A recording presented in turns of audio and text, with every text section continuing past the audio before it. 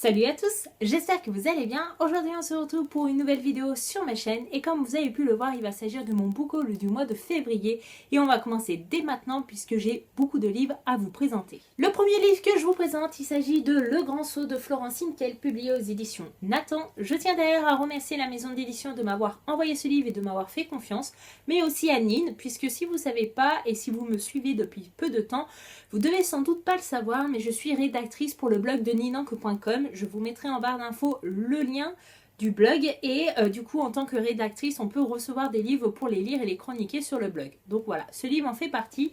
Il fait partie de mon book haul du mois de février parce que je l'ai reçu au mois de février, mais ça y est, il est lu. C'est pas une histoire extraordinaire, ce n'est pas un livre qui va marquer mon esprit durant plusieurs années, mais j'ai plutôt bien aimé. C'est une lecture jeunesse, plutôt légère et qui est agréable à faire. Donc voilà, si vous aimez les romans jeunesse, je pense que ce bouquin est fait pour vous. Ici, on va suivre donc des adolescents qui sont au lycée et c'est leur dernière année au lycée. Et donc, on va suivre leurs aventures, on va suivre leur tristesse, on va suivre leur joie, leurs doutes. Et voilà, personnellement, j'ai été agréablement surpris par l'auteur puisque en fait on se rend compte que le titre n'a pas été choisi au hasard et j'ai plutôt bien aimé le petit clin d'œil. Enfin, petit clin d'œil, gros clin d'œil, a plutôt bien fait son effet. Après, voilà, je suis un peu déçue parce que, mine de rien, la première bonne partie du bouquin, il manque beaucoup d'action et du coup, bah voilà, je trouve ça assez dommage. Mais si vous aimez les romans jeunesse, vous pouvez y aller. J'ai pu recevoir également Le couple d'à côté de Shari Lapena, publié aux éditions Françoisir. Je tiens d'ailleurs à remercier la maison d'édition Françoisir de m'avoir fait confiance et de m'avoir envoyé ce livre. J'ai vraiment envie de le lire. Le résumé est juste une tuerie. Ici, on va suivre un couple et qui est invité en fait à dîner chez leurs voisins. Sauf que leur babysitter leur fait faux bond au dernier moment. Mais du coup, ils décident quand même d'y aller en se disant qu'ils vont laisser le bébé dormir tout seul chez eux. Mais que toutes les demi-heures, vu qu'ils sont à côté, ils viendront voir si le bébé va bien. Comme vous pouvez vous en douter, le drame va se produire puisque à un moment donné, quand l'un des deux va arriver, il n'y a plus de bébé.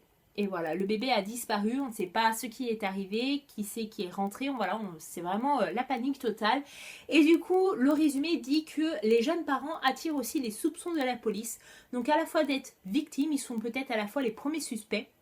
Et du coup, j'ai vraiment envie de savoir si c'est vraiment les parents qui ont manigancé toute cette histoire ou si c'est carrément une autre histoire.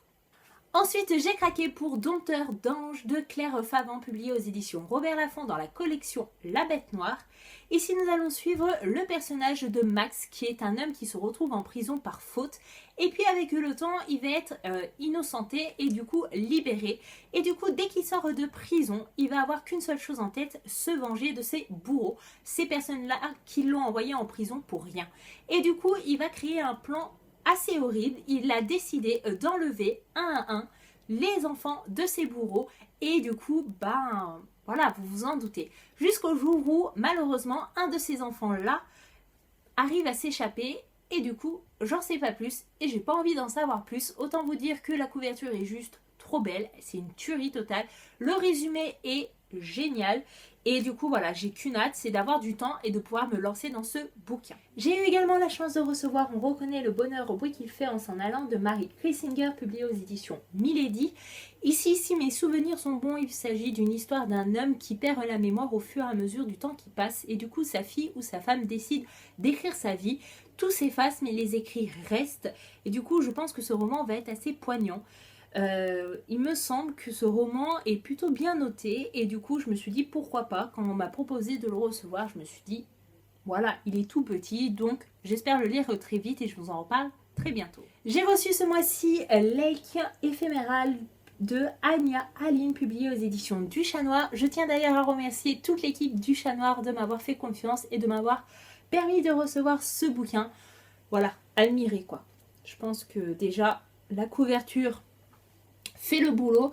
Et ensuite, qu'est-ce qui m'a donné envie de lire ce bouquin? Et autant vous dire, j'ai pas lu le résumé, j'ai lu juste les 2 phrases en dessous du titre et ça m'a convaincu. Si jeune, un lac, sous l'eau, trop de secrets. Voilà, les histoires sombres, de suspense, de secrets, vous savez que c'est mon truc. Et du coup, celui-là, il arrive bientôt dans les points lecture. J'ai reçu un sac de Solène Bakoski publié aux éditions Milady Thriller. Ici, il s'agit d'une histoire d'une femme qui est devenue un monstre avec le temps qui passe, puisqu'elle s'est mise à tuer et on ne sait pas pour quelle raison. Et chose encore plus étrange, elle se promène toujours avec un sac. Et du coup, voilà, moi personnellement, vous savez que j'aime les thrillers. Et du coup, voilà, j'ai envie de découvrir pourquoi cette femme tue au fur et à mesure que le temps passe et pourquoi elle a un sac toujours avec elle. Qu'est-ce qu'il y a dans ce sac? Qu'est-ce que sac peut représenter pour elle? Donc voilà, beaucoup de questions et j'ai vraiment hâte de me plonger dans ce bouquin.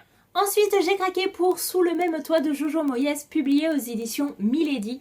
Vous savez, j'ai adoré Avant toi de Jojo Moyes et du coup, j'ai vraiment envie de découvrir l'auteur avec ses autres romans. Et du coup, bah voilà, c'est une bonne occasion. Ici, on va suivre l'histoire d'une femme qui se retrouve veuve suite à la mort de son mari. Et du coup, elle est remplie de dettes de la tête aux pieds.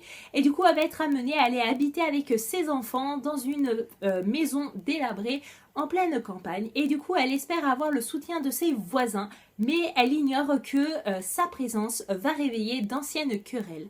Et du coup, voilà, j'ai envie de voir qu'est-ce qui attend cette famille-là et pourquoi et quelles sont ces querelles. Voilà, tout simplement. Voilà. J'ai eu la chance de recevoir aussi Imagica de Clive Barker, publié aux éditions Bragelonne. Ici, c'est un gros pavé, comme vous pouvez le voir. Il fait presque 900 pages. C'est juste énorme et c'est super lourd. Je me rappelle plus du résumé, mais il me semble que c'est une série de crimes, de meurtres, etc. Et que du coup, on va suivre un policier. Il me semble que Imagica est composé de 2 tomes à la base et du coup je pense que ça c'est la nouvelle intégrale. Donc j'espère le lire très prochainement. Autant vous dire que je crois que j'ai ma réserve de lecture avec ce bouquin. Mais voilà, j'ai hâte. J'ai eu la chance de recevoir Ma mémoire est un couteau de Laurie Hals Anderson, publié aux éditions La Belle Colère. Je tiens à remercier la maison d'édition de m'avoir fait confiance et de m'avoir envoyé ce livre. Ici, il s'agit d'une jeune adolescente qui n'a pas une vie très facile puisque son père est un petit peu déséquilibré. Il change toujours de ville, donc il déménage tout le temps. Et du coup, il s'installe une fois de plus dans une nouvelle ville. Et du coup, ils vont essayer d'avoir une vie ordinaire. Et voilà, moi personnellement, j'ai pas besoin d'en savoir plus. J'ai vraiment envie de me plonger dans ce bouquin et d'être surprise, sachant que les éditions de La Belle Colère ont toujours des histoires poignantes. Je pense que ça va être la même chose avec ce bouquin et je pense que cette jeune fille est très malheureuse et elle va être très touchante. Et les 2 derniers romans que j'ai à vous présenter, ce sont 2 romans dont je suis super contente d'avoir enfin dans ma pile à lire puisque ce sont 2 livres que je vous avais présentés dans ma vidéo Les sorties livresques que j'attendais le plus pour l'année 2017. Et le premier est Les filles des autres de Amy Gentry, publié aux éditions Robert Laffont dans la collection La Bête Noire. Regardez-moi ça. On dirait qu'il y a le soleil alors que plus le temps passe et plus il commence à faire sombre. Et je m'excuse pour cette vidéo assez sombre, mais bon, la nuit approche et donc j'essaye d'aller au plus vite. Donc ici, il s'agit de l'histoire de Julie qui a été kidnappée à l'âge de 13 ans au plein milieu de la nuit sous les yeux de sa petite sœur dans sa chambre. Et du coup, comme vous pouvez vous en douter, suite à cette disparition, sa famille a été très triste et ils ont eu du mal à faire leur deuil. 8 ans après la disparition de Julie, une jeune fille frappe à leur porte et se présente comme étant Julie. Vous pouvez bien vous en douter qu'au début, sa mère est tellement contente de retrouver enfin sa fille. Mais au fur et à mesure du temps qui passe, elle va commencer à avoir des doutes et elle va se demander si cette fille est vraiment sa fille disparue 8 ans auparavant ou si c'est une fille qui profite un peu de la situation. Et du coup, voilà, j'ai tellement, mais tellement, vous pouvez même pas imaginer, j'ai tellement hâte de me plonger dans ce bouquin. C'est un truc de fou. Et donc, le dernier bouquin que j'ai à vous présenter, il s'agit de Celle dont j'ai toujours rêvé de Meredith Russo, publié aux éditions Pocket Jeunesse. Ici, je vais vous lire le résumé. Amanda Hardy arrive dans un nouveau lycée. Comme beaucoup, elle souhaite avant tout s'intégrer. Mais malgré sa popularité, un secret l'empêche de s'ouvrir aux autres. Sa rencontre avec Grant remet tout en question. Il est le premier garçon qui parvient à lui faire baisser sa garde. Amanda comprend que pour être heureuse, elle doit se révéler au risque de tout perdre. Car le secret d'Amanda, c'est qu'avant, elle s'appelait Andrew. Donc comme vous pouvez vous en douter, suite à ce résumé, en fait, Amanda est une fille, mais avant d'être une fille, c'était un garçon. Voilà. Voilà, c'est très rare de lire ce thème-là dans des romans jeunesse et du coup j'ai vraiment hâte de voir ce que Pocket Jeunesse nous réserve avec ce bouquin et je pense vous en reparler très bientôt. Et voilà, mon book haul du mois de février est enfin terminé et d'ailleurs heureusement parce que plus ça va, moins on a de lumière et j'en suis encore désolée, mais je pouvais pas tourner cette vidéo la semaine prochaine et du coup ça allait reporter à super loin. Donc du coup j'espère que cette vidéo vous a plu, j'espère que je vous aurai donné des idées concernant vos futurs achats ou vos futures lectures. N'hésitez pas à me dire en commentaire si vous avez lu un des bouquins que je vous ai présenté dans la vidéo pour savoir si ils sont bien, s'ils sont pas très bien et du coup m'encourager à sortir des livres plus vite que prévu de ma pile à lire. J'espère que tout se passe bien pour vous. La fin d'année scolaire approche et du coup, voilà, oui, on est au mois de mars, mais voilà, ça rapproche et du coup, les examens se rapprochent et du coup, je vous souhaite bonne chance. Je vous fais de gros bisous, je vous dis à bientôt dans une prochaine vidéo. Bye bye!